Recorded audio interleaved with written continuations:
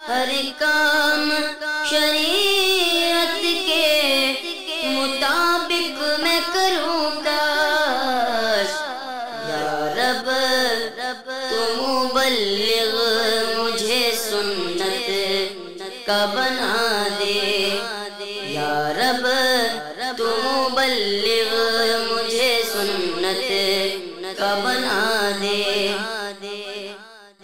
الحمدللہ رب العالمین والصلاة والسلام علی سید المرسلین، اما بعد فاعوذ باللہ من الشیطان الرجیم، بسم اللہ الرحمن الرحیم۔ الصلاة والسلام علیک یا رسول اللہ وعلی آلک وصحابک یا حبیب اللہ، الصلاة والسلام علیک یا نبی اللہ وعلی آلک وصحابک یا نور اللہ۔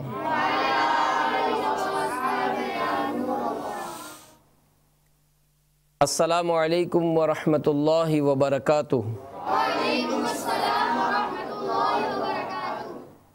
پیارے پیارے مدنی منوں اور مدنی چینل کے ناظرین، اللہ تبارک و تعالی نے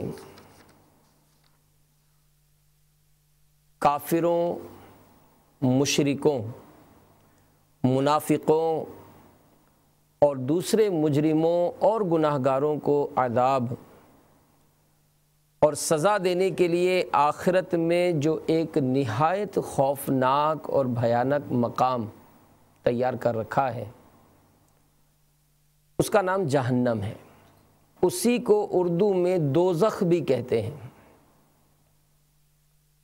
اور یہ وہ مقام ہے کہ جس کا تذکرہ جب کیا جاتا تو انبیاء کرام علیہم السلام کے احوال ملتے ہیں کہ وہ بہت رویا کرتے تھے۔ خود ہمارے آقا صلی اللہ علیہ وآلہ وسلم کی بارگاہ میں جب جہنم کا تذکرہ ہوتا تو وہ رویا کرتے تھے۔ صحابہ کرام، اولیاء کرام، جو بھی نیک لوگ اس خوفناک مقام کا جب بیان سنتے تو اس کے ڈر، اس کی دہشت، اس کے خوف سے رویا کرتے، اللہ کی بارگاہ میں دعا کرتے کہ یا اللہ ہمیں عذاب نار، عذاب جہنم سے محفوظ فرما۔ ایک مدنی منع کی پرسوز حکایت سنیے، جس نے عملی طور پر خوف خدا بھری نیکی کی دعوت دے کر ہر ایک کو حیرت میں ڈال دیا۔ چنانچہ ایک بزرگ نے کسی مدرسے کے باہر ایک مدنی منع کو دیکھا جو کھڑا رو رہا تھا۔ استفسار یعنی پوچھنے پر اس نے بتایا کہ ہمارے استاد صاحب نے آج سبق میں تختی پر بعض آیات کریمہ لکھوائی ہیں جو مجھے رلا رہی ہیں۔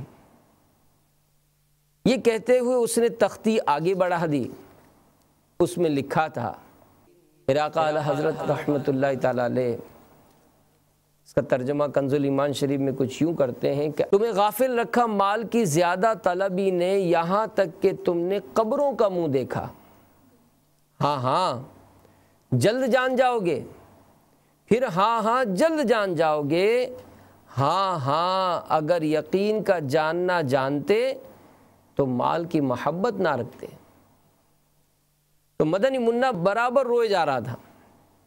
وہ بزرگ اس کی یہ رقت دیکھ کر بے اختیار بہت متاثر ہوئے اور فرمانے لگے کہ بیٹا اس سورت کا سبق یہاں تک پورا نہیں ہو جاتا، بلکہ آگے بھی ہے جو شاید تمہیں کل دیا جائے۔ یہ کہتے ہوئے انہوں نے سورۃ التکاثر کی بقیہ آیت کریمہ بھی سنا دی جو یہ ہیں، لَتَرَوُنَّ الْجَحِيمَ ثم لترونها عين اليقين ثم لَتُسْأَلُنَّ يَوْمَئِذٍ عَنِ النَّعِيمِ۔ ترجمہ کنز الایمان، بے شک ضرور جہنم کو دیکھو گے، پھر بے شک ضرور اسے یقینی دیکھنا دیکھو گے، پھر بے شک ضرور اس دن تم سے نعمتوں سے پرسش ہوگی۔ تو مدنی منا جہنم کا تذکرہ سن کر تھرا اٹھا، کانپتا ہوا گرا اور تڑپنے لگا، پچھاڑے کھا کھا کر ٹھنڈا ہو گیا۔ اس کا استاد لپک کر آیا اور اس نے ان بزرگ کو پکڑ لیا۔ لوگ اکٹھے ہو گئے، مرحوم مدنی منع کے ماں باپ بھی آ پہنچے۔ ان بزرگ کو بطور قاتل عدالت میں پیش کر دیا گیا۔ قاضی صاحب نے ان بزرگ سے صفائی طلب کی، انہوں نے سارا ماجرا سنایا۔ یہ سن کر قاضی صاحب نے فرمایا کہ یہ مدنی منا انتہائی سعادت مند تھا اور خوف الہی عز و جل کی تلوار سے شہید ہوا ہے۔ ان بزرگ کو باعزت بری کر دیا گیا۔ اللہ عز و جل کی ان پر رحمت ہو اور ان کے صدقے ہماری بے حساب مغفرت ہو۔ مدنی منع کے خوف خدا پر فدا، سنتے ہی آیتیں ڈھیر جو ہو گیا، کاش مل جائے مجھ کو بھی ایسی ولا، میرے مرنے کا باعث ہو خوف خدا۔ صلو علی الحبیب صلی اللہ تعالی علی محمد۔ تو پیارے پیارے مدنی منوں اور مدنی چینل کے ناظرین، جہنم کیا ہے؟ آئیے ہم اپنے مبلغ دعوت اسلامی سے پوچھتے ہیں کہ کچھ ہمیں بتائیے کہ یہ جو جہنم اور دوزخ کا تذکرہ ہم سنتے ہیں تو جہنم کسے کہتے ہیں؟ جس طرح جنت اللہ تبارک و تعالیٰ کی عنایتوں اور نعمتوں کے دینے کا مقام ہے، اسی طرح جہنم اللہ تبارک و تعالیٰ کے جلال اور قہر کے اظہار کا مکان ہے۔ جس طرح اللہ تبارک و تعالیٰ کی رحمت اور نعمت کی انتہا نہیں کہ جتنا بھی ہم تصور کر لیں کہ ایسی ایسی نعمتیں ہمیں ملیں گی، اس سے کہیں زیادہ رب تعالیٰ ہمیں نعمتیں دینے پر قادر ہے۔ بالکل اسی طرح سے جتنا بھی ہم تکلیف اور دکھ اور مصیبت تصور کر لیں، مطلب یہ تصور کر لیں کہ کوئی پلاس سے ہمارے ناخن اکھیڑ ڈالے، یا چھری سے ہمارا ہاتھ کاٹ ڈالے، یا گاڑی کے نیچے کوئی کچلا جائے، یا کسی کے پیٹ پہ کوئی زخم آ جائے، یا کوئی کسی کا پاؤں وہ آگ میں جا پڑے، کچھ بھی تصور کر لے دنیا کی تکلیف، یہ دنیا کی تکلیف ایک طرف، جہنم کا عذاب ایک طرف، تو بالکل ہم ادنا ترین عذاب تک بھی سوچ نہیں سکتے کہ وہ کس طرح کا ہوگا۔ جہنم ایسی جگہ ہے جہاں پر یہ عذابات دیے جائیں گے، بلکہ جہنم کا ایک جھونکا جو ہے وہ دنیا میں ساری جو آسانیاں اور نعمتیں اور آسائشیں دیکھی ہوں گی ان کو بھلا کر رکھ دے گا۔ چنانچہ مسلم شریف کی حدیث پاک ہے کہ تاجدار مدینہ سرور قلب و سینہ صلی اللہ تعالیٰ علیہ وآلہ وسلم نے ارشاد فرمایا، قیامت کے دن اس دوزخی کو لایا جائے گا جس سے دنیا میں سب سے زیادہ نعمتیں ملیں، اور اسے جہنم کا ایک جھونکا دے کر پوچھا جائے گا کہ اے ابن آدم، کیا تو نے کبھی کوئی بھلائی دیکھی تھی؟ کیا کبھی تجھے کوئی نعمت ملی تھی؟ تو وہ کہے گا خدا عز و جل کی قسم نہیں۔ پھر اس جنتی کو لایا جائے گا جو دنیا میں سب سے زیادہ تکلیف میں رہا، اور اسے پھر جنت کی سیر کروائی جائے گی، اور اس سے پوچھا جائے گا کہ اے انسان، کبھی تو نے کوئی تکلیف دیکھی تھی؟ تجھ پر کوئی سختی آئی تھی؟ تو وہ کہے گا بخدا اے میرے رب، کبھی نہیں، مجھے کبھی کوئی تکلیف نہیں ہوئی اور نہ ہی میں نے کوئی سختی دیکھی۔ تو جنت ایسا مقام ہے جو دنیا کی ساری تکلیفوں کو بھلا کے رکھ دے گا، اور جہنم ایسی جگہ ہے کہ جو دنیا کی ساری راحتوں اور آسائشوں کو بھلا کر رکھ دے گا۔ ایسی جگہ ہے جہنم۔ بہرحال یہ وہ خوفناک مقام ہے کہ جس سے انبیاء کرام ہوئے، صحابہ کرام ہوئے، خود ہمارے آقا صلی اللہ علیہ وآلہ وسلم کی وہ دعاؤں میں سے بھی ہے نا، اللہم اجرنی من النار، جی جی، یا اللہ ہمیں جہنم کی آگ سے بچا۔ تو بعض اوقات ایسا ہوتا ہے کہ جیسے مختلف ذہنیت کے لوگ ہوتے ہیں اور وہ انکار کرتے ہیں، جنت کا بھی مطلب انکار کرتے ہیں، جہنم کا بھی انکار کرتے ہیں کہ کوئی جزا سزا نہیں ہوگی۔ تو چونکہ ہمارے ان سلسلوں میں ہم عقائد کے حوالے سے بھی تربیت دینے کی کوشش کرتے ہیں، تو اس سلسلے میں ہماری رہنمائی فرمائیں کہ اگر جہنم کا انکار کوئی کرے تو یہ انکار کرنا کیسا؟ مطلب جس طرح آپ نے بتایا نا کہ لوگ ہوتے ہیں اس طرح کے کہ وہ بعض اوقات تو یہ بھی کہتے ہیں کہ جہنم یا جنت ایک تصور ہے، کہ انسان اپنی نیکی کے بارے میں سوچ کے خوش ہو جائے تو یہی اس کے لیے جنت ہے، اور اپنی برائی کے بارے میں سوچ کے غمگین ہو جائے تو یہی اس کے لیے جہنم ہے۔ تو یہ شرعی تصور نہیں ہے۔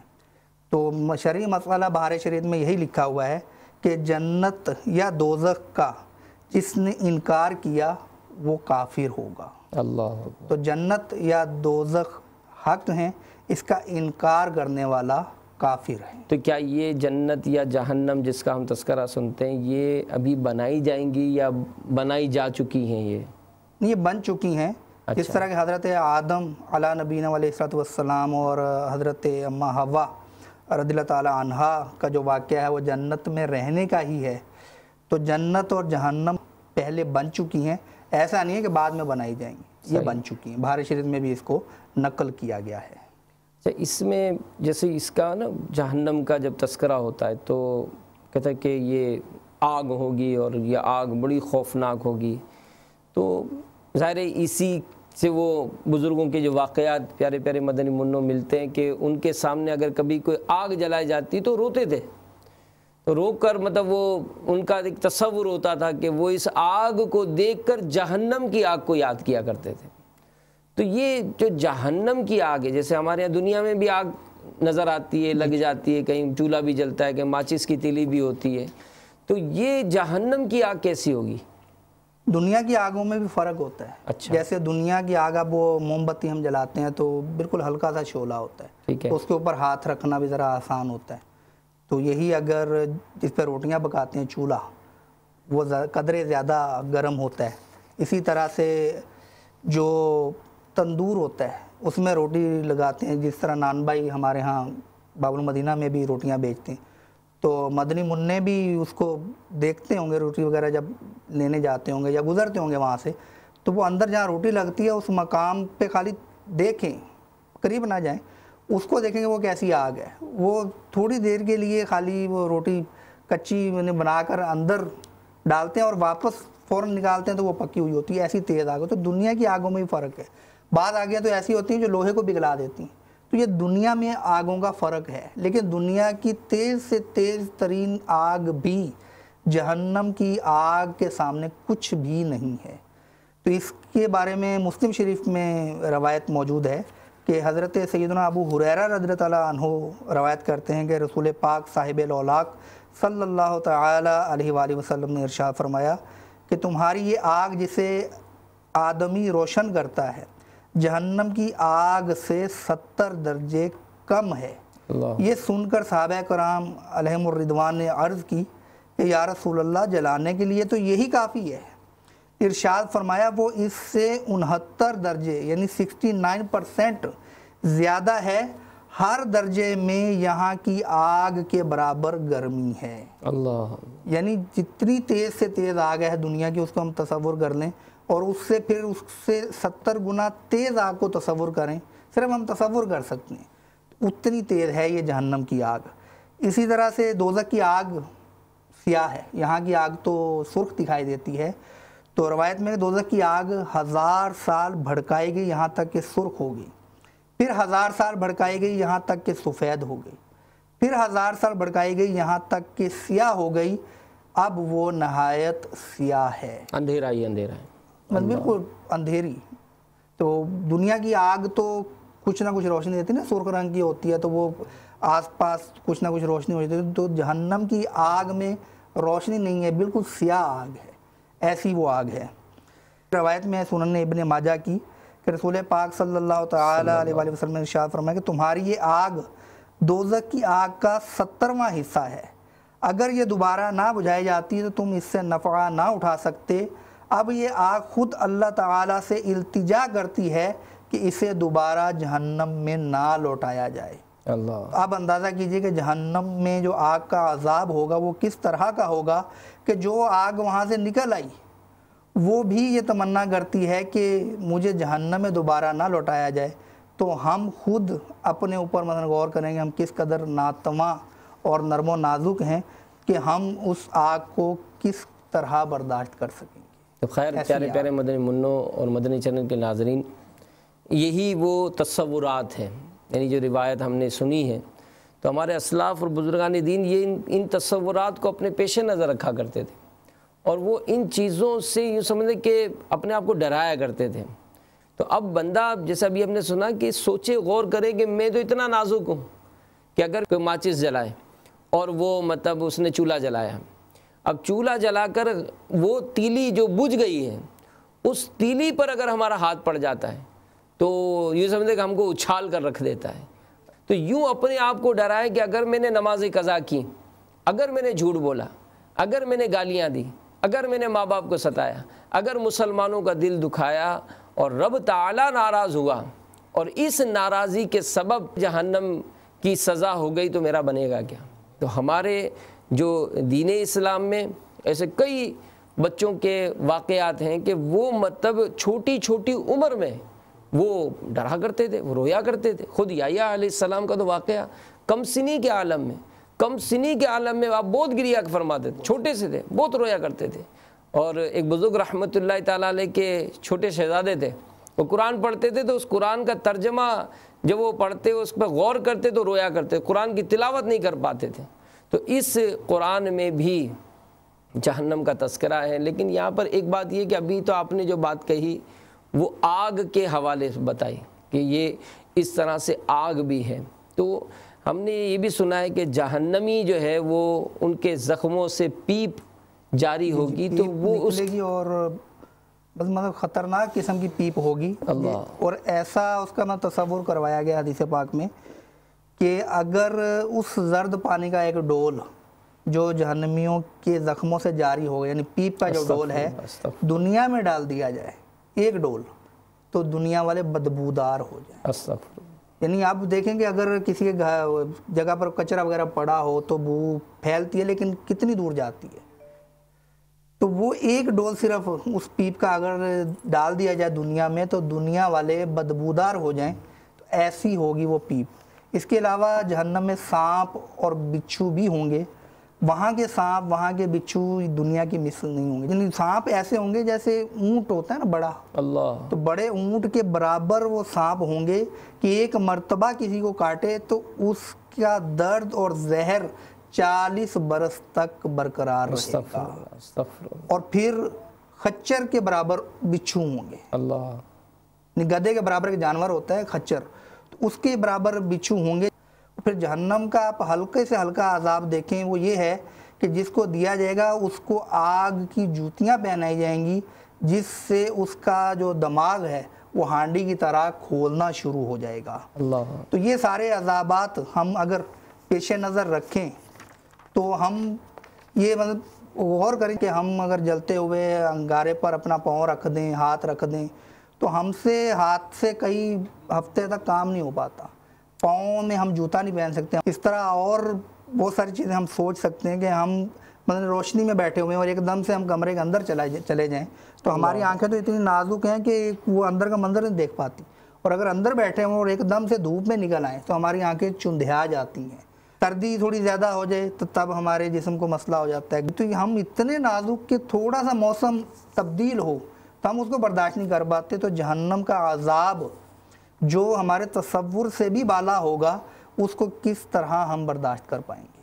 ایسا ہوگا یہ جہنم کا عذاب. یہ واقعی آپ جو تذکرہ کر رہے ہیں تو پیارے پیارے مدنی منوں اس میں ہی مطلب اپنا ذہن بنایا جاتا ہے کہ ظاہر ہے جب انسان ایک اتنا اپنے آپ کو کمزور محسوس تو کرے نا، یعنی ایک تو ہوتا ہے نا میں کسی سے نہیں ڈرتا.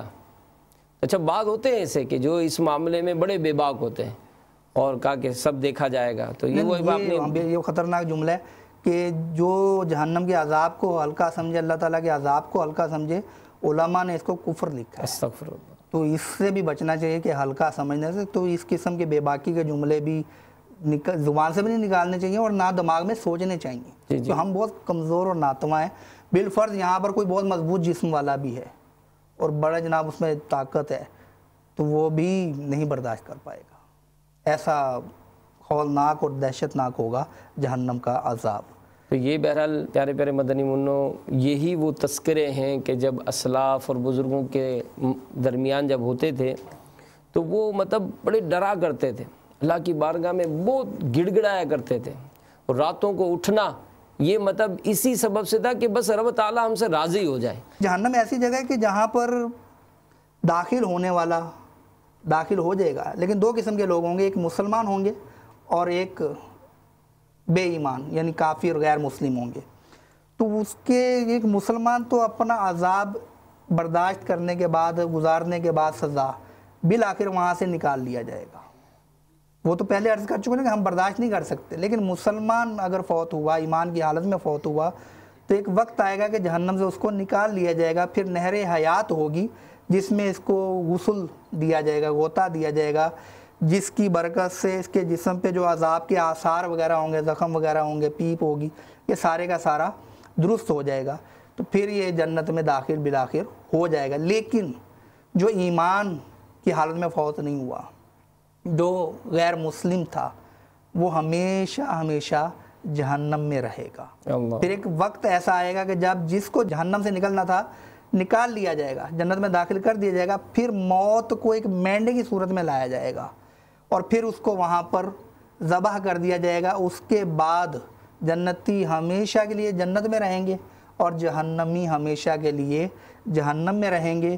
تو ہمیں اللہ تبارک و تعالیٰ سے جہنم سے پناہ مانگنے کے ساتھ ساتھ اپنے ایمان کی سلامتی کی بھی دعا کرتے رہنا چاہیے کہ ایسا نہ ہو کہ کہیں ایمان خدا نہ خواستہ ضائع ہو جائے اور پھر ہمیشہ ہمیشہ کے لیے جہنم کی آگ میں جلنا پڑے.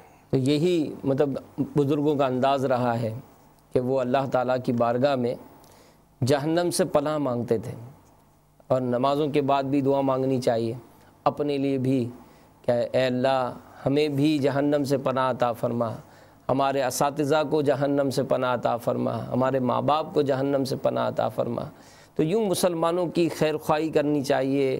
اگر کوئی مرحوم دنیا سے چلے گئے ان کے لیے دعا کرنی چاہیے کہ مطلب ظاہر یہ جہنم اتنی خوفناک جگہ ہے کہ قبر میں بھی جب مردے کو رکھا جاتا ہے اور وہ گناہ گار ہوتا ہے تو روایتوں میں آتا ہے کہ جہنم کی کھڑکیاں اس کی قبر میں کھول دی جاتی ہیں, تو یوں اس کی قبر جہنم کا گڑھا بن جاتی ہے.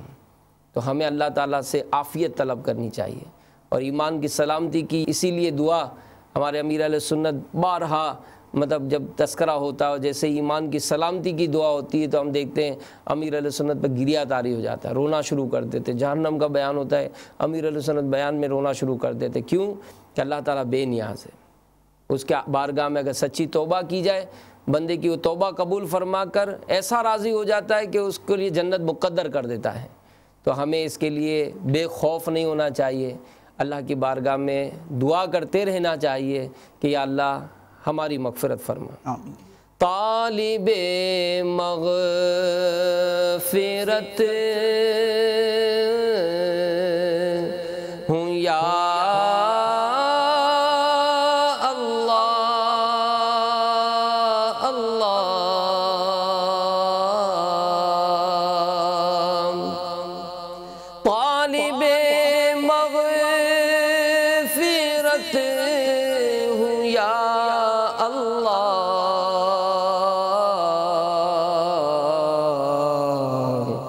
بخش دے بہر مرتضی یا رب, بخش دے بہر مرتضی یا رب. خوف آتا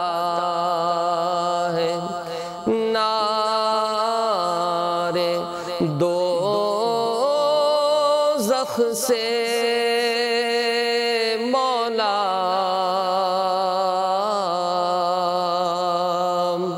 تو اس خوف کو پیدا کرنے کا طریقہ کیا کہ ہم اس کے متعلق روایت یاد کریں کہ جہنم اتنی خوفناک جگہ ہے اتنی خوفناک آگ ہے، ایسے ایسے جہنمیوں کے زخموں سے پیپ ہوں گے، سانپ اور بچھو اتنے بڑے بڑے اس کو ڈستے ہوں گے۔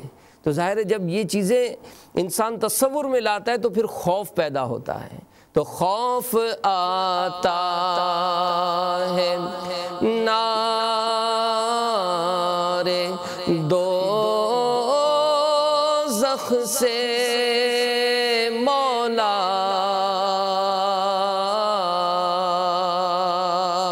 خوف آتا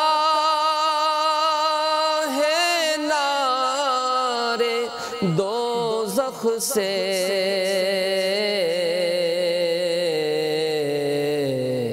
ہو کرم بہر مصطفیٰ یا رب میرا نازک بدن جہنم سے مولا، میرا نازک بدن جہنم سے،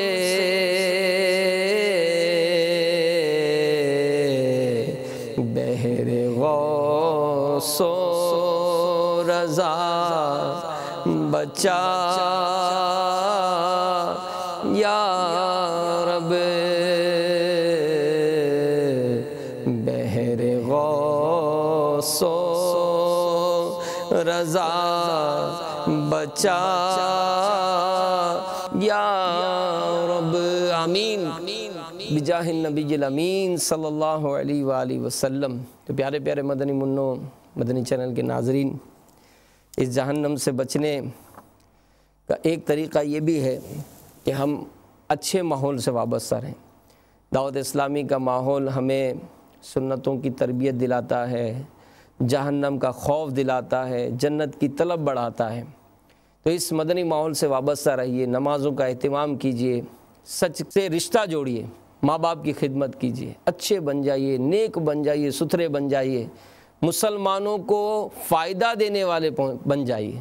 کوئی بھی مسلمان ہو، ایسا نہیں ہے کہ میرا بھائی ہے تو میں اس کو فائدہ دوں گا، میرا رشتہ دار ہے تو میں اس کو فائدہ دوں گا، نہیں، جو بھی مسلمان ہے ہم اس کو فائدہ دینے والے بن جائیں، انشاءاللہ عز و جل اس کی ہم کو بے شمار برکتیں ملیں گی۔ اور سب سے بڑی نعمت یہ کہ نیک آدمی سے اللہ راضی ہو جاتا ہے، اور جس سے راضی ہوتا ہے اللہ تعالیٰ نے اس کے لیے جنت تیار کر رکھی ہے۔ جی ہاں، اللہ تعالیٰ ہمیں ایمان اور عافیت کی زندگی نصیب فرمائے، ایمان اور عافیت پر موت عطا فرمائے، اور جب ہم دنیا سے جائیں اللہ تعالیٰ ہماری قبر بھی جنت کا باغ بنائے، قیامت کے دن بھی اللہ تعالیٰ بلا حساب ہمیں جنت میں داخلہ عطا فرمائے، آمین بجاہ النبی الامین صلی اللہ تعالیٰ علیہ وآلہ وسلم۔ السلام علیکم ورحمۃ اللہ وبرکاتہ۔ صلو علی الحبیب صلی اللہ تعالی علی محمد۔ ہر کام شریعت کے مطابق میں کروں کاش، یا رب تو مبلغ مجھے سنت کا بنا دے، یا رب تو مبلغ مجھے سنت کا بنا دے۔